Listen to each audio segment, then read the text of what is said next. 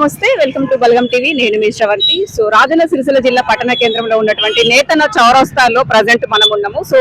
నేతన్న చౌరస్తాలో గత 2 రోజుల క్రితం అయితే మనమైతే ఒక వార్త మన బలగం టీవీ ఛానల్లో అయితే రావడం అయితే జరిగింది అది ఏంటి అంటే గుంత గురించి ఇక్కడ ఉన్నటువంటి గుంత గురించి అయితే మనమైతే ఒక వార్తనైతే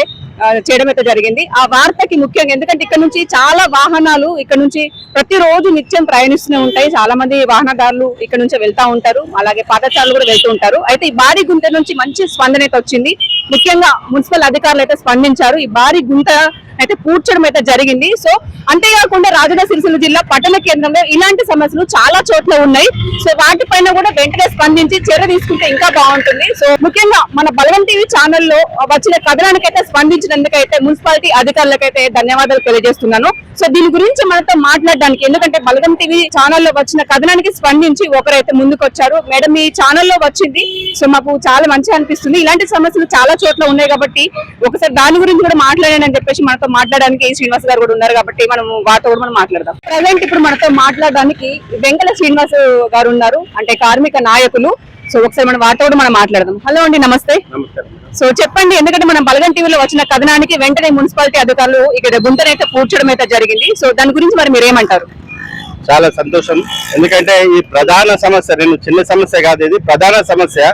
ఈ రోజు వేలాది మంది ఎందుకంటే నేతన చౌక్ ఇది ప్రధాన దారి ఎందుకంటే ఈ రోడ్డు మధ్యలోనే ఈ పెద్ద గుంత ఉండడం వల్ల మన నిత్యం మన వేలాది మంది ప్రయాణం చేస్తా ఉన్నారు ఈరోజు సైకిల్ దారులు కావచ్చు ప్రజలు కావచ్చు మన వాహనదారులు కూడా వేలాది మంది ఈ ప్రాంతం నుంచి వెళ్తా ఉంటారు మరి వాళ్ళు ఇక్కడ సిగ్నల్ ఉండడం వల్ల ఆ సిగ్నల్ చూసుకుంటూ మన దృష్టి అంతా సిగ్నల్ మీదనే ఉంటుంది కాబట్టి ఆ గుంత గమనించక చాలా సార్లు కూడా చిన్న చిన్న ప్రమాదాలు జరిగినటువంటి పరిస్థితి మేము చూసినాం ఎందుకంటే ఇది దీర్ఘకాలికంగా ఎందుకో ఈ మధ్యన ఉన్నటువంటి పరిస్థితి కాదు దీర్ఘకాలికంగా మరి ఉన్నటువంటి గుంతను మరి ఈ రోజు బలగం టీవీ మరి మేడం గారు మరి సంబంధిత అధికారుల దృష్టికి తీసుకువెళ్ళడం వాళ్ళు వెంటనే 24 గంటల్లోపే ఈ యొక్క గుంతను పూర్తి చేసి